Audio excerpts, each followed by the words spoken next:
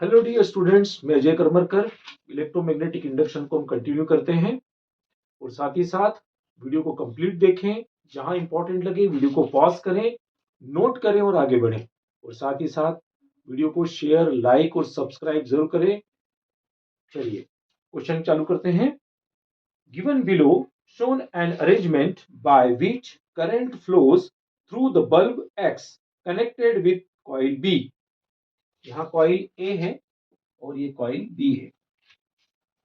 तो coil B, when AC is passed through coil A, explain following observations. Point first, bulb lights up. B, bulbs get dimmer if the coil B is moved upward. And C, if a copper sheet is inserted in the gap between the coils, how a brightness of the bulb would change। और ये question जो है CBSE में two times पूछा गया है, तो बहुत ही इंपॉर्टेंट है। कंसेप्ट वही पहले वाले हैं। चलिए हम इसको करते हैं। चलिए तो पहली कंडीशन में क्या होगा, तो सबसे पहले जैसे ही हमने इसमें एसी स्विच ऑन किया तो इसमें क्या होगा, फ्लक्स चेंज होंगे। As you know that EMF जो है वो क्या होता है, rate of change of flux with respect of time. तो जैसे ही इसमें फ्लक्स चेंज होंगे तो बी में क्या होगा, इंड्यूस्ड ईएमएफ जनरेट होगा। इसकी वजह से ये ब्राइटनेस होगी इसमें। तो फर्स्ट आपका आंसर होगा ब्राइटनेस। फिर सेकंड क्या कहा है, bulb get dimmer if the coil B is moved upward. यानी कि सेकंड कंडीशन उसने पूछी क्यों होगा। तो अब आपको पता है कि जो फ्लक्स होता है वो B into A. What is B, magnetic field. What is A, A means area. अगर आपने यहां पर बी को अगर ऊपर किया है तो रेट ऑफ फ्लक्स भी आपके डिक्रीज हो जाएंगे, और फ्लक्स कम हो जाएंगे तो बल्ब जो है वो क्या हो जाएगा, डीमर हो जाएगा। तो सेकेंड केस में आपका आंसर रहेगा डीमर, राइट। ये हो गया आपका तीसरा केस। तीसरे केस में क्या हुआ, कॉपर की शीट को रख दिया। अब जरा ध्यान से समझना कि अब क्या हो रहा है। अगर कॉपर की शीट को बीच में रख दिया तो एक एडी करंट डेवलप होगा। अब एडी करंट क्या है मैं अलग से बता देता हूं। एडी करंट में जैसे ये आपका एक आर्मेचर सॉफ्ट आयरन कोर है और इसके ऊपर हमने एक कॉपर कॉइल को रैप किया हुआ है, लपेटा हुआ है, और इसको इसके दोनों एंड्स को बैटरी से कनेक्ट किया है। यहाँ पर एक कंडक्टर को हमने ऑसिलेट करने के लिए छोड़ दिया है। तो जैसे ही इसके अंदर स्विच ऑफ मतलब स्विच ऑन करेंगे तो ये जो ऑसिलेट हो रहा था वो एकदम रुक जाएगा due to the eddy current which opposes the induced EMF. ये इंड्यूस्ड ईएमएफ को रोक देता है। तो अगर हमने कॉपर की शीट रख दी तो इंड्यूस्ड ईएमएफ रुक जाएगा, जिसकी वजह से क्या हो जाएगा, ये फिर से डिमर हो जाएगा। ठीक है, ये डिमर क्यों हो जाएगा, due to eddy current. Eddy current का मतलब ये होता है कि इसमें किसी कंडक्टर को अगर बीच में रख दिया जाता है तो एडी करंट एक जनरेट होता है। हम एडी करंट के बारे में आगे भी डिस्कस करेंगे। ठीक है, यहां तक बात समझ में आ गई। तो इसकी वजह से भी डीमर होगा। तो केवल आपके स्विच ऑन और स्विच ऑफ के दौरान ही इसके अंदर बल्ब जो है उसके अंदर फ्लक्स चेंज होते हैं और उस दौरान उसकी ब्राइटनेस बढ़ती है। आई होप सो ये वाला समझ में आ गया होगा। आगे बढ़ते हैं। चलिए next question. A circular loop of radius 0.3 centimetre lies parallel to a much bigger circular loop of radius 20 centimeter. The center of the smaller loop is on the axis of the bigger loop. The distance between their centers is 15 centimeter. If the current of 2 ampere flows through the smaller loop, then the flux linked with bigger loop is, you have given four options. First option is 9.1 into 10 raised to power minus 11 Weber. Second option 6 into 10 raised to power minus 11 Weber. C 3.3 into 10 raised to power minus 11 Weber. D 6.6 into 10 raised to power minus 9 Weber। ये आपके चार option है और ये JEE mains में पूछा गया question है। चलिए तो क्वेश्चन में क्या कहा है, पहले हम क्वेश्चन को अच्छे से समझ लें। क्वेश्चन में एक छोटा लूप है।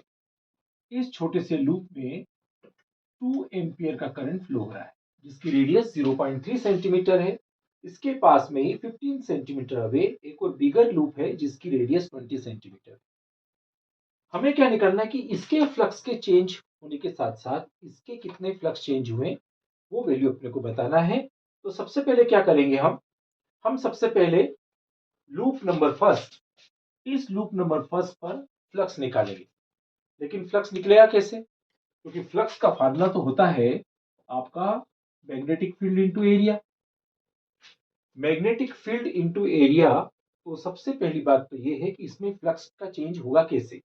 तो फ्लक्स का चेंज, अब जरा ध्यान रखना है कि जब इसमें करंट फ्लो होगा, जब इसमें करंट फ्लो होगा तो इसके अंदर जो पास में रखी हुई कॉइल है, इसमें इंड्यूस्ड ईएमएफ जनरेट होगा। और जब इंड्यूस्ड ईएमएफ जनरेट होगा तो इसमें इंड्यूस्ड करंट भी होगा और करंट की मैग्नेटिक फील्ड बनेगी। तो इसका मतलब अगर हमें φ1 निकालना है तो हमें क्या करना पड़ेगा? हमें निकालना पड़ेगा B2A। हमें B2A निकालना पड़ेगा, मतलब इसकी मैग्नेटिक फील्ड, जो बड़ी कॉइल है उसकी मैग्नेटिक फील्ड निकालना होगी।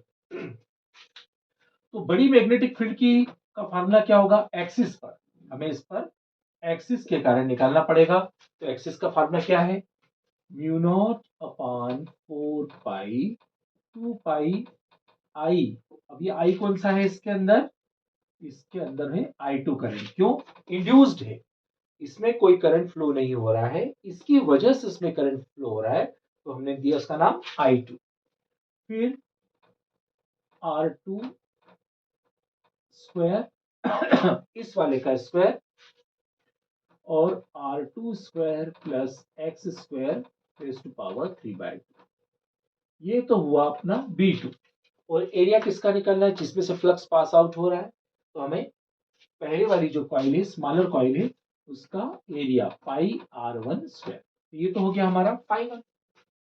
अब इससे निकाल लेते हैं इन दोनों की वजह से। इसमें करंट फ्लो हुआ, इसमें इंड्यूस्ड करंट फ्लो हुआ, दोनों की वजह से इसमें हुआ म्यूचुअल इंडक्शन। तो म्यूचुअल इंडक्शन का फार्मूला क्या है वो देखिए। तो म्यूचुअल इंडक्शन का फार्मूला होता है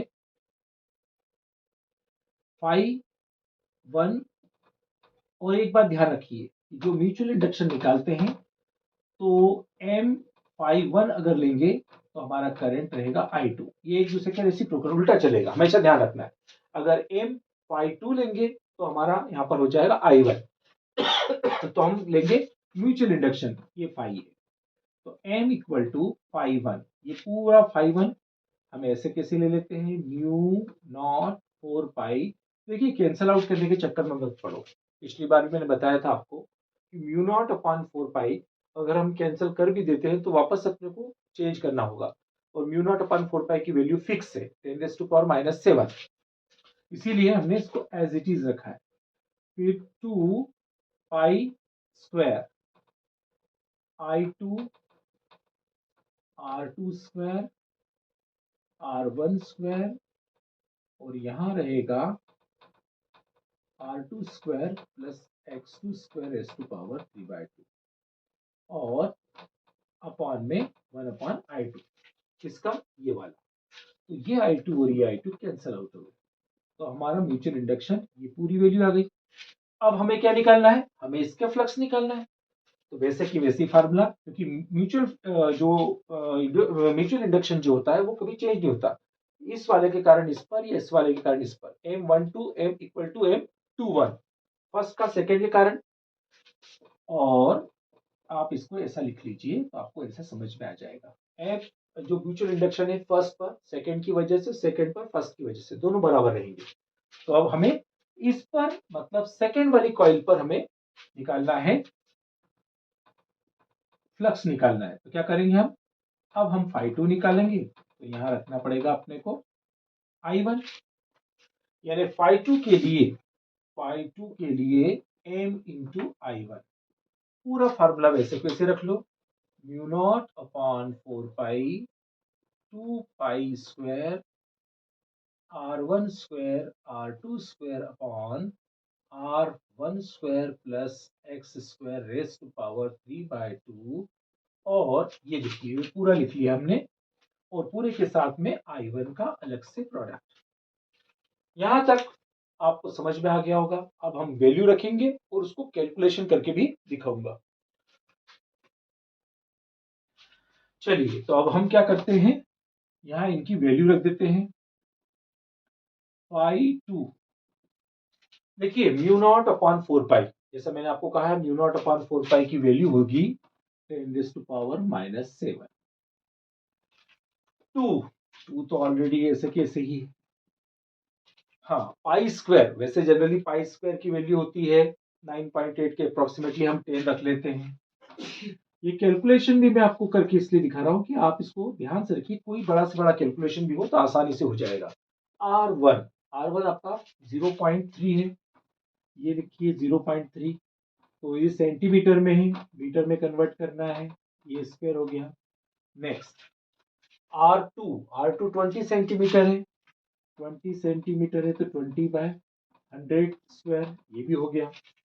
उसके बाद अपने पास बचा है I1 कितना है 2 एम्पियर, ये 2 एम्पियर रख दिया, अपॉन अपॉन में R1 कितना है 20/100, फिर इसका स्क्वायर प्लस 15 अपॉन 100 इसका स्क्वायर रेज़ टू पावर 3/2। ये दोनों कॉइल के बीच के डिस्टेंस जो है, distance between both the coils is 15 centimetre. तो सेंटीमीटर इसको भी देखिए, ये कर दिया। अब चलिए इसको कैसे कैलकुलेट करते हैं जरा देख लीजिए। 5 10⁻⁻7, इसको एक काम करते हैं 10⁻⁻6 कर देते हैं, तो ये झंझट खत्म। यहाँ 2 हो गया, 0.3 पॉइंट हटाया, 0 लगाया, तो ये कितना हुआ 9 अपॉन 1 2 3, 2 बार हो गए, तो ये हो जाएंगे 10⁻6। करते हैं इसका भी हिसाब, ये 0 से 0 गया तो ये हुआ 4, ये कितना है 10, तो ये हो जाएगा 100, और ये कितना है 2। यहाँ पर कितना है 20 का स्क्वायर, अब इसको कैंसिल आउट नहीं करते हैं, देखिए इसको करने का तरीका। 400 और 100 का भी स्क्वायर, 225 इसका भी स्क्वायर 3/2। ठीक है, यहाँ तक। नेक्स्ट स्टेप 144, 9 4 36 and 36 4 144, 10⁻⁻6, और ये कितने हो गए 1 2 3 4 5 6 7 8, ये हो गया आपके 10⁻⁻8 ऊपर कर दिए। यहां तक हो गए। उसके बाद 625 और नीचे इनकी पावर 3/2, 144, इसको भी डिस्टर्ब नहीं करते, इनकी पावर -8, तो ये हो जाएगा आपका, दोनों जुड़ जाएंगे तो ये हो जाएंगे -14। अब जरा देखिए ये कैसे सॉल्व किया जाता है। 625 को लिख सकते हैं 25 का स्क्वायर और इसकी पावर 3/2, अपॉन में 1 2 3 4 10⁻⁴ 3/2, 2 1 2, 2 2 4। चलिए अगली स्टेप में इसको सॉल्व करता हूँ।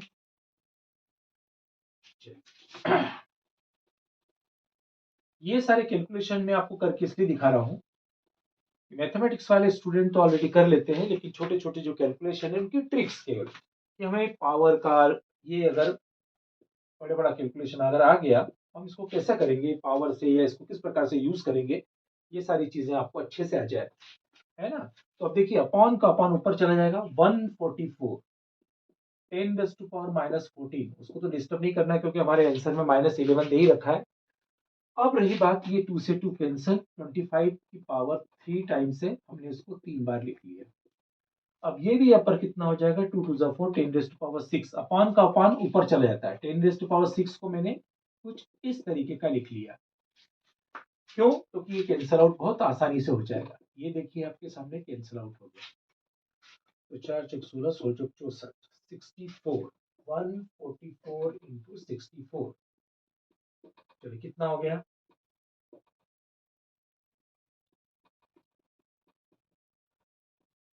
6 चौक 24 4,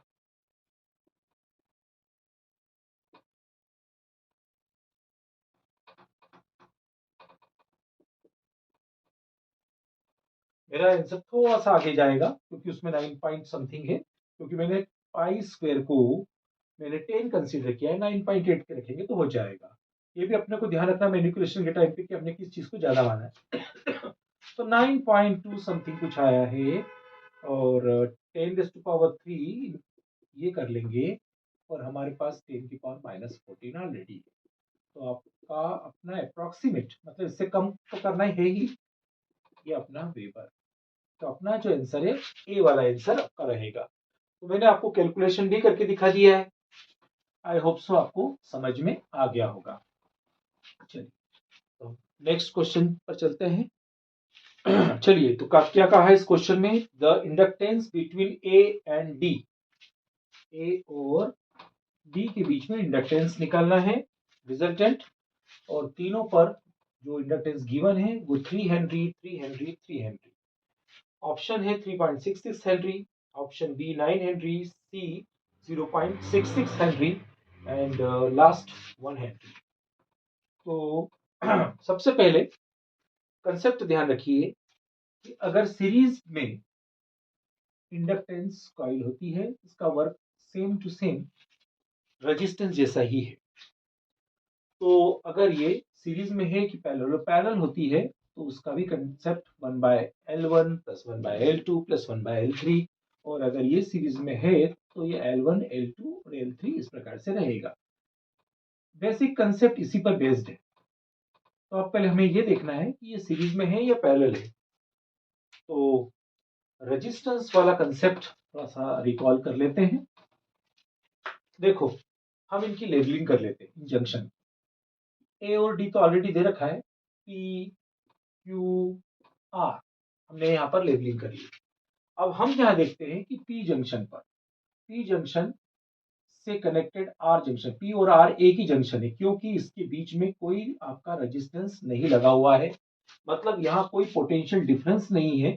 इन्हें जो पी का काम करेगा, पी और आर एक साथ लगे हुए हैं, इन्हें पी और आर एक साथ हो गए, ये पी और आर एक साथ हो गए। ठीक है, पी के पास में क्यू है, जिसके बीच में 3 हेनरी लगा हुआ है। आर और क्यू, आर और क्यू, इसके बीच में 3 हेनरी, देखिए आर और क्यू लगा हुआ है, यानी ये वापस से 3 हेनरी हो गया।